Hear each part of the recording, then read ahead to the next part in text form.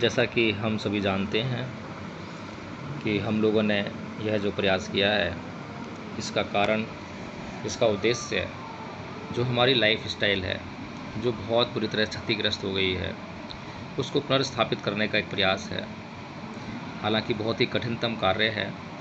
बहुत सारे लोग जो हैं, हमें सुबह हमारे साथ देखने को नहीं मिलेंगे, यह हमें जानना चाहिए। लेकिन ये घबराने वाली स्थिति नहीं है, बल्कि हमारे लिए एक अच्छी और सुखद स्थिति ये है कि हम जितने भी साथी सुबह एकत्रित होते हैं, तो हम एक दूसरे से प्रेरित हों और अपने उद्देश्य की ओर अग्रसर रहें। भवतु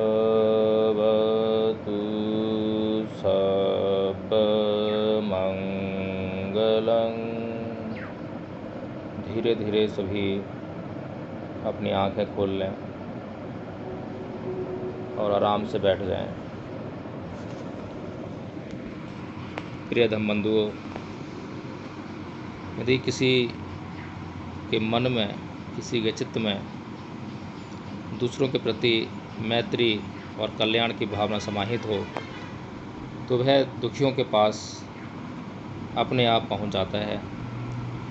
इसी प्रकार से हमारे बीच में आज हमारे दुखों को दूर करने के लिए, हमारा मार्गदर्शन देने के लिए एक महानतम व्यक्तित्व TBM तिरतन बौद्ध महासंघ से बुद्धि प्रकाश जी मौजूद हैं, क्योंकि उनके भीतर हमेशा दूसरों का कल्याण करने की भावना रहती है, मैत्री भाव से परिपूर्ण रहते हैं। हालांकि मैं बहुत लंबे समय से प्रयास कर रहा था कि उनसे संपर्क करूं और हमें उनका सानिध्य प्राप्त हो, लेकिन लगातार बाहर की यात्राओं के कारण यह संभव नहीं हो पा रहा था। लेकिन देखिए, आज उनकी अपने आप से अनुकंपा हुई और शायद लिंक के माध्यम से स्वयं जुड़ गए और आज हमें उनका सानिध्य प्राप्त हुआ है। तो हम चाहेंगे कि उनकी जो मैत्री भावना है, जो हमारे और संसार के प्रति कल्याण की भावना है, उसका हमें लाभ मिले। तो मैं आज आमंत्रित करता हूँ। यस, सबसे पहले तो आप सभी को इस ध्यान साधना के लिए बहुत बहुत साधुवाद। आप सभी का मंगल और कल्याण हो। मैं ब्रह्मचारी बोधि प्रकाश दिल्ली केंद्र का चेयरमैन हूँ, तिरतन बौद्ध महासंघ दिल्ली केंद्र से, और मैं भी ध्यान साधना का अभ्यास करता हूँ और कराता भी हूँ। मुझे ये लिंक आज देखने को मिली तो मैंने सोचा जुड़ता हूँ, देखता हूँ। वैसे तो मैंने खोला था ये मोबाइल, गुजरात पे ध्यान साधना चलती है, गुजरात से सुबह 5:30 बजे से 6:30 बजे तक, उसमें जुड़ने वाला था। लेकिन जब मैंने ये लिंक देखा आपका, तो मुझे अच्छा लगा, देखता हूँ इसमें क्या है। तो ये आज मेरा पहला अनुभव है और मैंने देखा कि आप विपස්සना साधना को ले रहे हैं और उसमें पहले जो प्रक्रिया है आनापानसति ध्यान की, उसको ले रहे हैं। तो अच्छा लगा, क्योंकि सभी ध्यानों की जननी जो है आनापानसति ध्यान है। क्योंकि आनापानसति ध्यान, ये जो सांसों का आवागमन है जन्म से लेकर के अब तक, इसका जब हम ख्याल करते हैं तो हमारे शरीर से तनाव कम होता है, मन का भी बोझ, मन का तनाव कम होता है, मन के जो विचार हैं वो रुकते हैं और फिर शरीर और मन ऐसे हो जाता है जैसे कि दूध और पानी का मिलन होता है। यहाँ पर एक रूपता का निर्माण होता है, फिर हम आगे की सफर आसानी से कर सकते हैं। उसके बाद मैंने देखा कि आपने जो शरीर के अंदर संवेदनाएं हैं, वेदनाएं हैं, उनको दृष्टा भाव से, साक्षी भाव से देखने का प्रयास किया गया। और सही में यही वर्तमान में हम कहाँ हैं, कैसे हैं, ये देखने का सबसे अच्छा स्वरूप है और वो मैंने देखा है, मुझे बहुत अच्छा लगा। आप सभी को बहुत बहुत साधुवाद। मेरे खास मित्र जय भीम प्रकाश जी ने ये जो शुरुआत की है, तो उनके लिए मेरी तरफ से हार्दिक शुभकामनाएं हैं, मंगल कामना है। आप सभी का मंगल हो, कल्याण।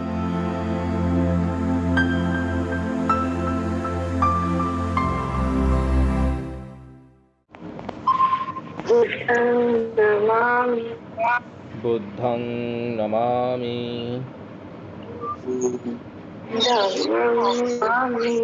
धम्मं नमामि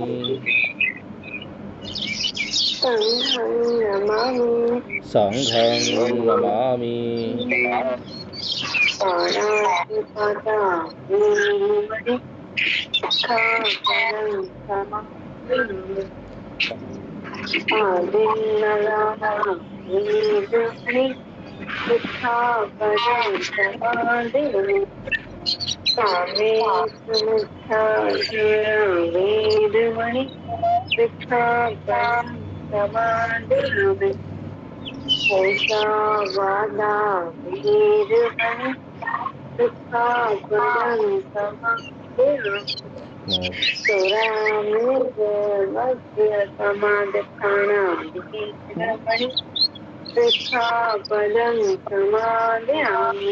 सुरामेरमज्जपमादठाना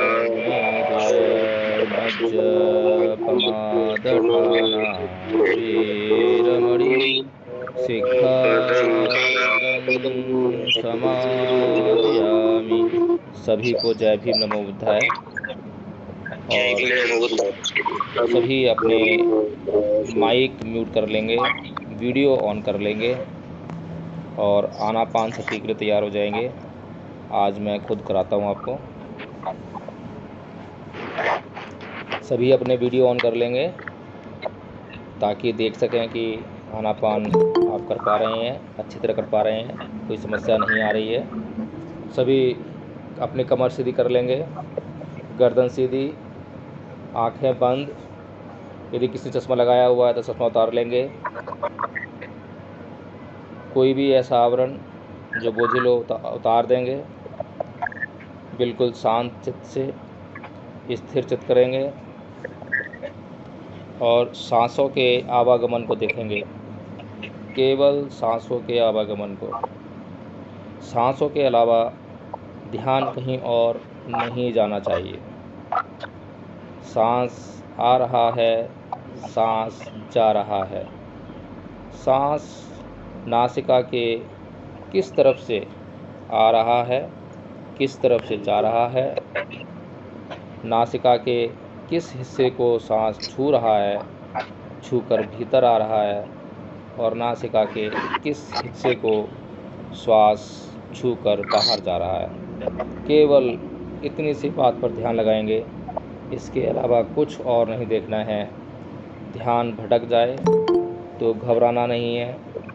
ध्यान के भटकते ही, यह मालूम होते ही कि ध्यान भटक गया है, पुनः ध्यान को श्वास पर लेकर आएंगे और श्वास के आवागमन को देखेंगे। नासिका के द्वार पर एक दक्ष द्वारपाल की भांति स्थित हो जाएंगे और केवल सांस के आने जाने को देखेंगे। सभी मौन होकर कमर सीधी, गर्दन सीधी, श्वास के आवागमन को देखेंगे। सारा ध्यान केवल नासिका के द्वार पर रहे। श्वास आ रहा है, श्वास जा रहा है। ध्यान भटकने की पुरानी आदत है, इस आदत को बदलना है। इस आदत को बदलकर ध्यान पर केंद्रित करना है। ध्यान को सूक्ष्म से सूक्ष्मता बनाना है। केवल नासिका के द्वारों पर स्थित हो जाएं, दक्ष द्वारपाल की भांति केवल नासिका के द्वारों पर।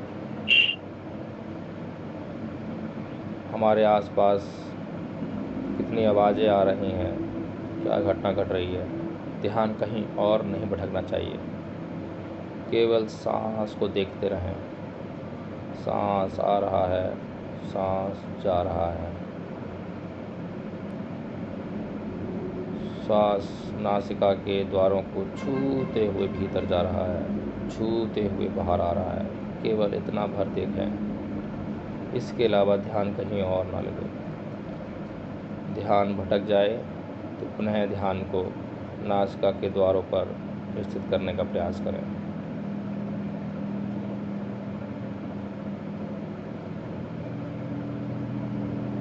कमर और गर्दन झुक जाए तो पुनः उसको सीधा कर लें।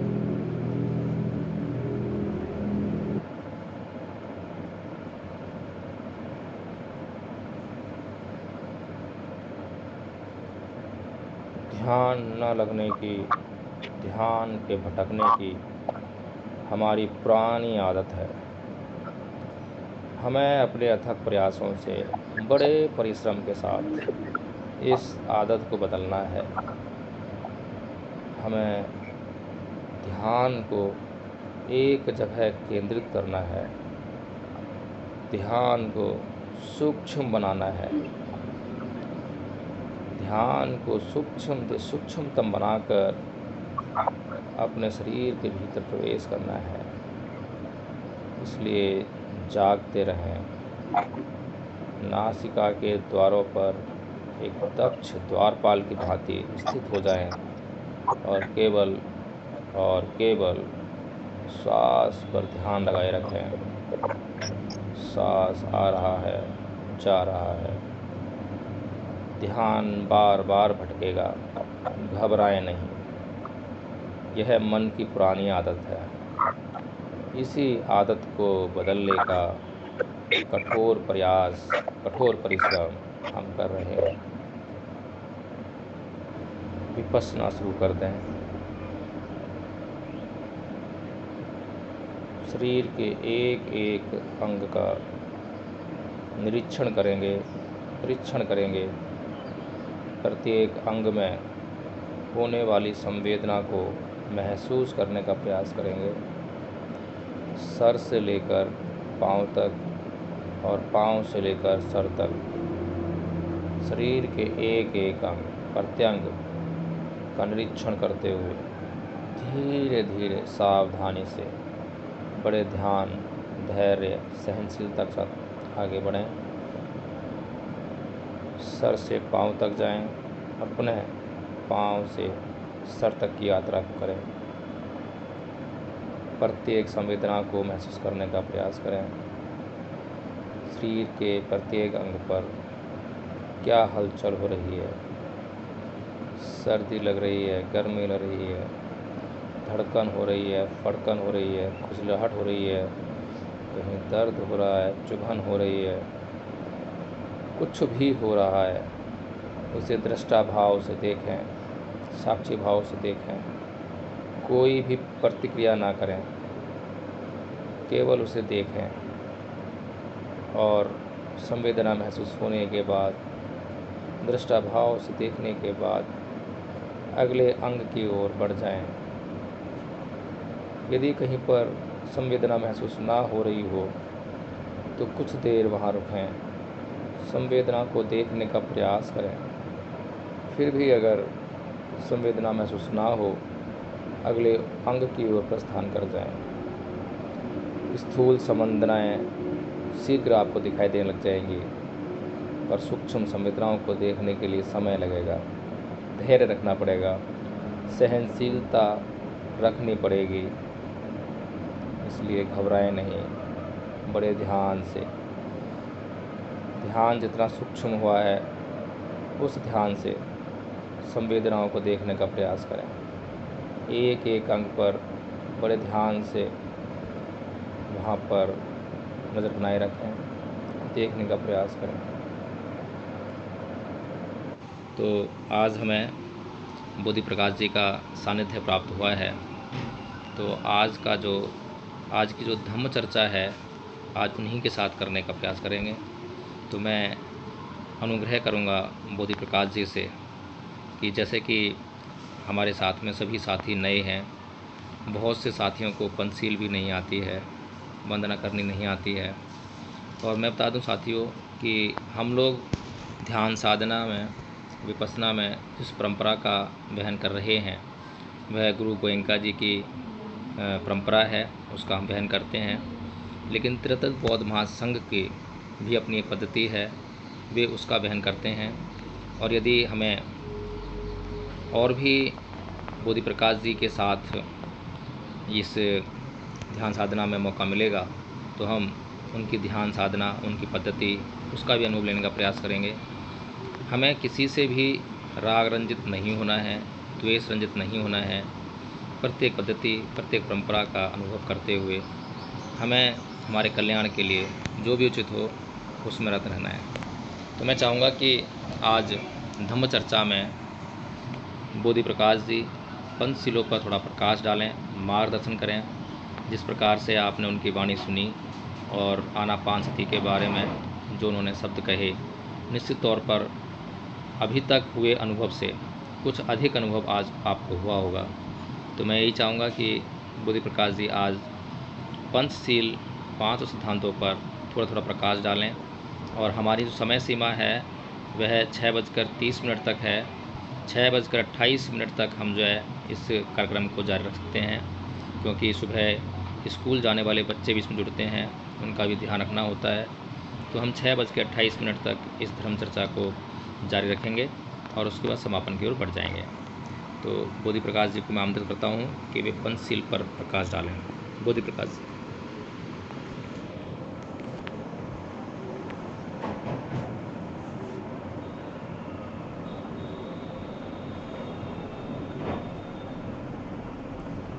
बोधि प्रकाश जी अपना माइक अनम्यूट करके आप पुनः आमंत्रित हैं, पंचशील पर प्रकाश डालें।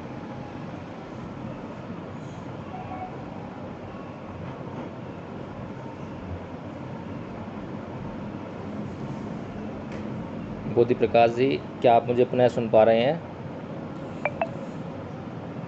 यस, अब माइक खोलने में दिक्कत हो रही है मुझे जी, कुछ कठिनाई का हमें भी अनुभव हो रहा है।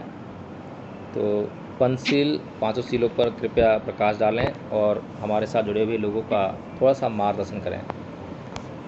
अभी वीडियो नहीं खुल रहा है मेरा। प्रयास करते रहें, वीडियो ऑडियो से बंद काम है। चलाएं। यस, पुनः आप सभी को साधुवाद। मुझे अच्छा लगा। सच बात तो ये कोई पंचशील नहीं है, ये जीवन जीने की कला के लिए मूल मंत्र है। ये 5, अगर इन 5 मूल मंत्रों को कोई आचरण में लाता है, फिर वो चाहे गृहस्थ हो या गृह त्यागी, किसी वर्ण व्यवस्था को मानने वाला हो या जाति व्यवस्था को, या किसी संप्रदाय को मानने वाला हो, इससे कोई फर्क नहीं पड़ता है। लेकिन यदि जीवन जीने की जो 5 मूल मंत्र हैं, पहली बार महास्थविर तथागत सम्यक संबुद्ध ने जो बताए हैं, हम सभी के लिए कल्याणकारी है, मंगलकारी है। जिसमें पहला जो पंचशील कहलाता है, सही में सील को बड़ी गंभीरता से लेना चाहिए। आम भाषा में कहा जाता है उसको सील ही नहीं, उसकी आंखों में तो सील ही नहीं, उसकी आंखों में तो पानी ही नहीं, उसके आंखों में तो नमी ही नहीं है। इन चीजों को बड़ी गंभीरता से लेना चाहिए। तो पहला जो है, जो मूल मंत्र है, पाणिपाता वेरमणि सिक्खापदम समादयामि। पाणिपात का मतलब होता है प्राणी, पाणी से मतलब प्राणी है, और अतिपात का मतलब है ज्यादा गिराना। वेरमणि का मतलब है बार बार रमण नहीं करना। सिक्खापदम को मतलब सीखने लायक ये पद है। क्या सीखने लायक पहला पद है? शिक्षाप्रद पहला क्या कि हमें किसी भी प्राणी की हिंसा नहीं करनी, अतिपात नहीं करना है, लड़ाई झगड़ा नहीं करना है, मारपीट नहीं करनी है। अगर हम किसी के साथ मारपीट नहीं करते हैं, लड़ाई नहीं करते हैं, झगड़ा नहीं करते हैं, तो हमारा शारीरिक कलेश रुक जाएगा, हमारा शरीर शुद्ध हो जाएगा, हम मैत्रीवान होते चले जाएंगे, हमें इसका लाभ ही लाभ मिलेगा। और केवल हमें ही लाभ नहीं मिलेगा, इसका लाभ अन्य लोगों को भी मिलने वाला है। कहीं कलेश नहीं होगा, कहीं झगड़ा नहीं होगा, हमारी वजह से कहीं कुछ नहीं होने वाला है। मैं भी सुखी रहूंगा, परिवार भी सुखी रहेगा और भी लोग सुखी रहेंगे। इस तरीके से जो पहला जीने का जो तरीका है, जीने की जो कला है, जो पहली बार बुद्ध ने सिखाई है, तो हमें क्या करना है कि मैत्रीपूर्ण कर्म करके मैं अपने शरीर को शुद्ध करता। तो हमने अपने शरीर को शुद्ध करना है, तो मैत्रीपूर्ण काम करना है। जो भी काम हम करेंगे मैत्री से करेंगे, हर काम में हमारी मैत्री ही मैत्री दिखाई दे। दूसरा जो जीवन जीने का जो मूल मंत्र है, जो शिक्षा पद है, वो है अदिन्ना दाना वेरमणि शिक्षापदं समादयामि। अर्थात आ माने नहीं, दिन्ना माने दिया गया, दान माने समझते ही आप, जो हमें दिया नहीं गया है उसको हमने नहीं ग्रहण करना है, ऐसी शिक्षा पद ग्रहण करता। दान देने से हमें मन को शांति मिलती है, लेकिन जो बगैर दिया हुआ अगर हम ग्रहण करते हैं तो मन को अशांति मिलती है और दूसरे को भी अशांति मिलती है, दूसरे के भी चित्त को चैन नहीं मिलता है, अपने भी चित्त को चैन नहीं मिलता है। जैसे पहले सील में बताया गया है कि वहां पर अगर हम मैत्रीपूर्ण कर्म नहीं करते हैं या किसी को साथ मारपीट करते हैं, जान लेने का प्रयास करते हैं, तो दूसरों के जीवन जीने की जो स्वतंत्रता है उस स्वतंत्रता में हम बाधक बनते हैं। इसी तरह से जो हमें नहीं दिया गया है उसको अगर हम लेते हैं तो वो चोरी कहलाती है। यहाँ मैं स्पष्ट कर देना चाहता हूँ, अगर हम कहीं पर जाते हैं और हमारे सामने चाय और पानी बिस्कुट आते हैं और जब तक हमें न कहा जाए कि लीजिए ग्रहण कीजिए, तब तक हमें वो नहीं लेना चाहिए। अगर वो हम लेते हैं तो वो भी चोरी की श्रेणी में ही आता है। इस बात का हमें ध्यान रखना चाहिए।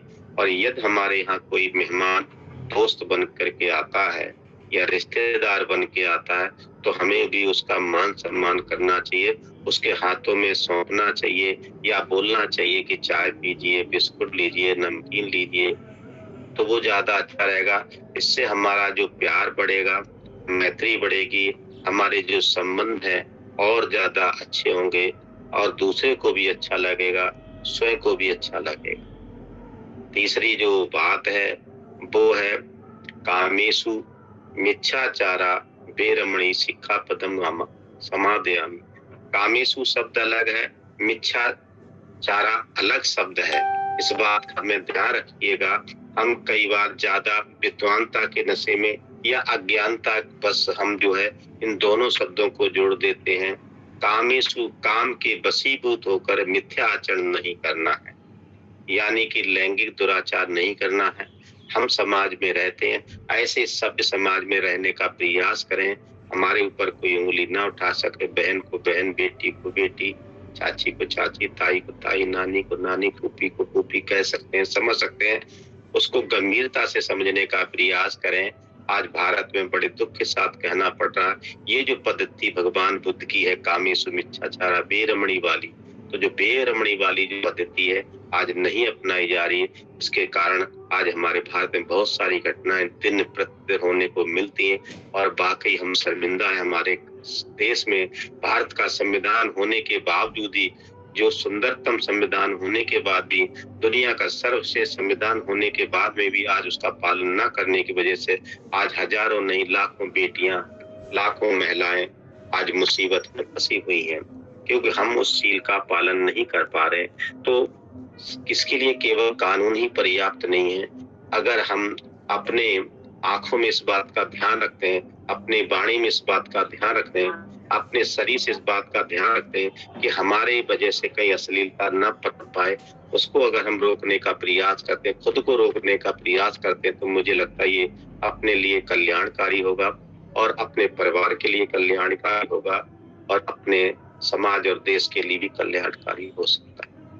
इसी कड़ी में जो चौथा हमारा जीवन जीने का मूल मंत्र है, जो हमें तथागत सम्यक संबुद्ध ने पहली बार बताया, उससे पहले तो जपते रहो खुश रहो, लेकिन ये पहली बार बताया है कि मूसावादा वेरमणि शिक्षापदं समादयामि। अर्थात जो हमने मुंह से वादा किया है, जो शरीर जन्म लेने से पहले जो हमने संकल्प लिया है, उस बात का हमें आचरण करना चाहिए, हमें झूठ नहीं बोलना चाहिए, चुगली नहीं करनी चाहिए, कठोर नहीं मिलना कर बोलना चाहिए, बकवास नहीं करनी चाहिए। ये 4 बातें हैं हमारी वाणी के, हमें इनको समझना है। हमने अपनी जो झूठ वाणी है उसको सत्य वाणी में बदलना है। जो हमारी कर्कश वाणी है, कठोर वाणी है, मधुर वाणी में बदलना है। जो हमारी आदत पड़ जाती है, भाइयों बुरा मत मानिएगा, आदत पड़ जाती है सही में कि हम कभी भी कहीं भी कुछ भी बोलने लग जाते हैं, शुरू हो जाते हैं और फिर कुछ लोग हमें महसूस करते हैं इसने तो मुझे पका दिया। तो हमें ज्यादा नहीं बोलना चाहिए, जितनी जरूरत है उतनी ही बोलनी चाहिए और साथ ही साथ इधर की उधर नहीं करनी चाहिए। अगर हम 4 बातों को मान लेते हैं, सत्य बोलते हैं, मधु सत्य बोलते हैं और जोड़ने वाली बोलते हैं, जितनी जरूरत है सुसंवादित रहने का प्रयास करते हैं, तो मुझे लगता है उसमें मुझे भी फायदा होगा, औरों को भी होता, परिवार में भी सुख शांति रहेगी, समाज में भी सुख शांति रहेगी, सभी को लाभ इससे मिलने वाला। और जो 5वां जीवन जीने का मूल मंत्र है वो ये है, सुरा मेरे मज्ज पमाद ठाणा बीरमणी शिक्षा पदम समाध्यामी।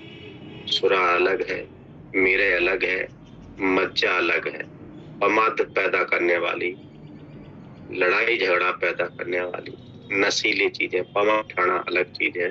तो हमें इन सभी नशीली चीजें हैं, इसमें कच्ची पक्की शराब ही, गांजा वगैरह ही शामिल नहीं है। इसके अलावा बहुत ऐसी सारी चीजें हैं जो प्रमाद पैदा करती हैं, लड़ाई झगड़ा पैदा करती हैं, हमें बर्बाद करती हैं। उन चीजों से हमें बचना चाहिए। उसमें बहुत सारी बातें, ये मैं 1-2 बातें जोड़ना चाहूंगा, सब सारी बातें तो नहीं बता सकता, समय की पाबंदी रहती है।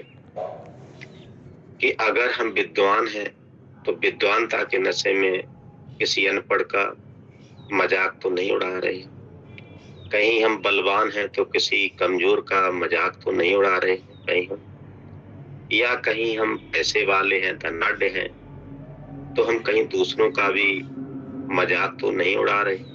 हमें यहाँ पर बुद्ध की वाणी को ध्यान में लाना चाहिए, अमल में लाना चाहिए, आचरण में लाना चाहिए। भगवान बुद्ध यहाँ कहते हैं कि पुत्ता मत्ती धन मत्ती, पुत्ता मत्ती धन मत्ती ये ही बालो बिहसती, अत्तना अत्नो नत्थी कुत्तो पुत्ता कुतो धन। अर्थात हम हमेशा यही सोचते रहते हैं, ये पुत्र मेरा है, ये शरीर मेरा है, ये धन मेरा है, ये मेरी ये संपत्ति है, मैंने इतना इकट्ठा किया, मैंने उतना इकट्ठा किया, ये सब किसके लिए है?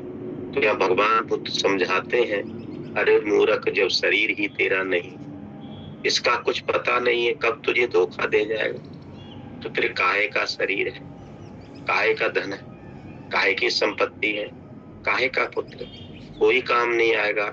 इस सफर में तू अकेला ही आया, तुझे अकेला ही जाना पड़ेगा।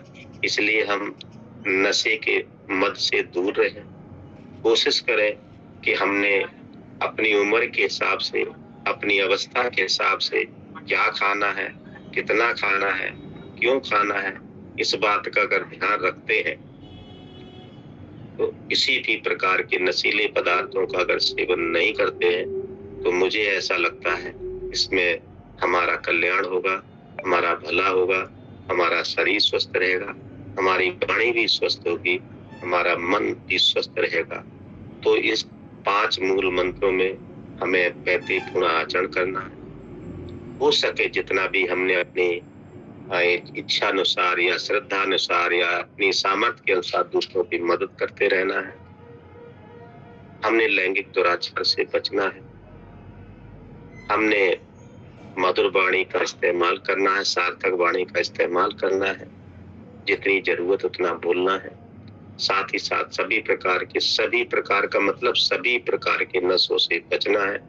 अगर ये महास्तिबित तथागत सम्यक संबुद्ध के जीवन जीने के जो 5 मूल मंत्रों ने 2500 साल पहले बताए हैं, अगर इन सभी का हम आचरण करते हैं, इनको मानते हैं, तो इनमें हमारा ही भला होने वाला, हमारा ही कल्याण होगा, हमारा ही मंगल होगा, अतः इसका लाभ औरों को भी मिलने वाला, हमारे परिवार को मिलेगा, हमारे समाज को मिलेगा, हमारे देश को मिलेगा, तथा अगर सम्यक समुद्र की मैत्री की जो किरणें पूरे समस्त विश्व में प्रकाशित होगी, फिर से युग का जो धम्म है लोगों के मन में समाएगा, सभी का कल्याण होगा, सबका मंगल होगा, सबका मंगल हो, सबका मंगल, सबका साधु साधु साधु साधु।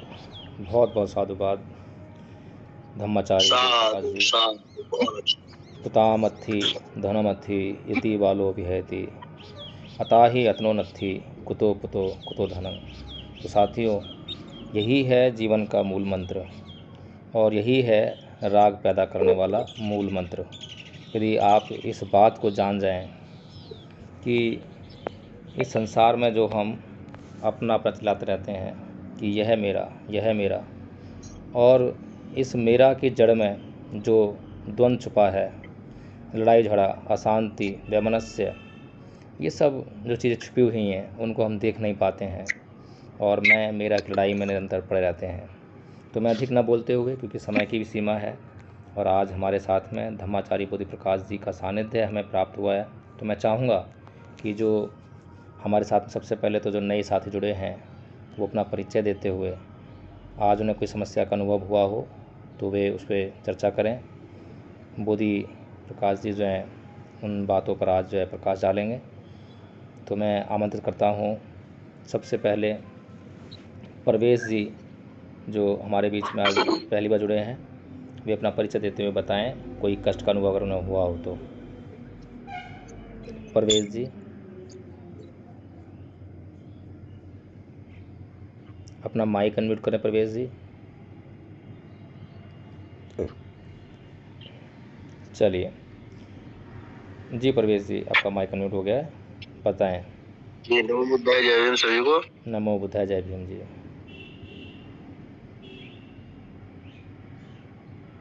जी सर, ध्यान केंद्र में जो है ना, मन भटकता है इधर उधर, कभी पंछी की आवाज आती है तब इधर उधर चला जाता है। जी, मैं बोधि प्रकाश जी को पुनः आमंत्रित करता हूं आज हमारे साथियों की समस्याओं पर समाधान प्रस्तुत करने के लिए। बोधि प्रकाश जी। बहुत बहुत धन्यवाद रमेश जी, आपका प्रश्न बहुत ही व्यवहारिक है। ये जो मन है ये भटकने वाला ही है। अगर इसको हमें काबू में लाना है तो पहले तन को काबू में लाना होगा, हमें तन पर कंट्रोल करना होगा, क्योंकि हमारा मन भी तो इसी तन में ही निवास करता है। तो शुरुआत में ऐसा होता है, लेकिन यदि जैसा कि बताया गया है आपको, अगर धैर्य रखना है तो धीरे धीरे हमारा मन भी हमारे पास आ जाएगा। बस हमें प्रयास करते रहना है। जो आपको बताया जा रहा है, अगर विषय पर हम रहते हैं, जैसा कि शुरुआत में बताया गया, श्वास पर ध्यान दीजिए, तो हमें श्वास पर ध्यान देना है, क्योंकि मन तो जाएगा ना, वो उसका तो स्वभाव है ना। तो हमें बार बार क्या करना है, श्वास पर उसको लाना है। ये प्रयास करना है कि हमारी स्मृति कहाँ पर है। हमारी स्मृति अगर श्वास पे है तो श्वास पर रहेगा ना मन। और बाद में वेदना संवेदनाओं के बारे में बताया है कि वेदनाओं को देखिए, तो साक्षी भाव से, दृष्टा भाव से वेदनाओं को देखना है। जब भी मौका लगेगा मन तो भागेगा ना इधर उधर, एक उसका स्वभाव है। इस भागने वाले मन पे ही तो हमने काम करना है। सारी साधनाओं का मुख्य उद्देश्य तो यही है कि मन को हमने साधना है। मन के साधे सब सद है। अगर मन को साध लिया फिर तो सारे सद जाएंगे ना। तो ये तो होगा, और ये इतनी जल्दी से होने वाला काम नहीं है। हमें बार बार प्रयास करते रहना है। जो भी विषय हमें दिया गया उस पर ही बार बार मन को लगाते हैं। जैसे बच्चा बहुत ज्यादा शैतानी करता है तो उसको एक खिलौना हाथ में पकड़ा दिया जाता है, बस बच्चा खुश हो जाता है, उसी में लगा रहता है। इसी तरीके से हमने अपने मन को विषय पे लगाना, फिर वो हमारा मन बार बार नहीं भटकेगा। बहुत बहुत साधुवाद। जय भीम, नमो बुद्धाय। जी, बहुत बढ़िया, बहुत सुंदर तरीके से समझाने का प्रयास किया है। और हमें जानना चाहिए कि जितनी हमारी उम्र है उस उम्र को 24 घंटे से हम जो है मल्टीप्लाई कर दें। तो निरंतर हमने अभी तक जो अभ्यास किया है वो मन को भटकाने वाला ही अभ्यास किया है। ध्यान तो हमने लगाया ही नहीं है। ध्यान लगाना तो अभी हमारी नई नई शुरुआत है, और हम इतनी जल्दी घबरा जाएं, इतनी जल्दी धैर्य छोड़ दें तो हम ऐसे काम बनने वाला नहीं है।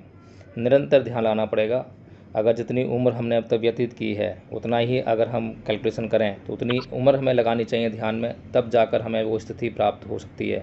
लेकिन नहीं, आप प्रयास करेंगे, कठिन प्रयास करेंगे तो बहुत शीघ्रतम जो है आप ध्यान लगाने में कामयाब हो जाएंगे। लेकिन धैर्य रखें, सहनशील बने रहें।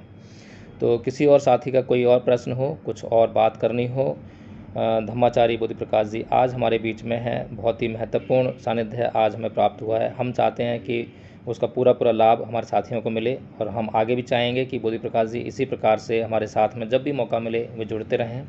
तो किसी और साथी को कोई प्रश्न करना हो, कोई और समस्या पे विचार करना हो तो वो कर सकता है। किसी और शाम को भी जुड़ सकते हैं 6:30 बजे जी। जो जूम मीटिंग होती है उसमें आप क्वेश्चन रख सकते हैं, आपको सारे प्रश्नों का जवाब तसल्ली बख्श मिलेगा जी। शाम को 6:30 बजे जूम मीटिंग में भी जुड़ सकते हैं जिनके पास भी समय है। आप पूछते रहिए, सवाल पूछते रहिए, जवाब आपको जरूर मिलेगा। जी, मैं बोधि प्रकाश जी को धम्मपद ट्रस्ट का जो ग्रुप है, व्हाट्सएप ग्रुप, उसमें अभी ज्वाइन करा दूंगा, उनको एडमिन बना दूंगा, और उसमें जो है वे अपने जो मीटिंग होती है जूम मीटिंग, उसका लिंक आपको शेयर करते रहेंगे। तो आप उसमें भी शाम को जिस साथी को कष्ट का अनुभव ना हो, आसानी से जुड़ सकें, वो जुड़ सकते हैं आराम से। हमें कहीं पर भी बंधना नहीं है। हमें ये नहीं देखना है कि हम किस संगठन से जुड़े हैं, किस व्यक्ति से जुड़े हैं। हमें इस जीवन में मुक्ति प्राप्त करनी है। जी, किसी सत्य का प्रश्न है?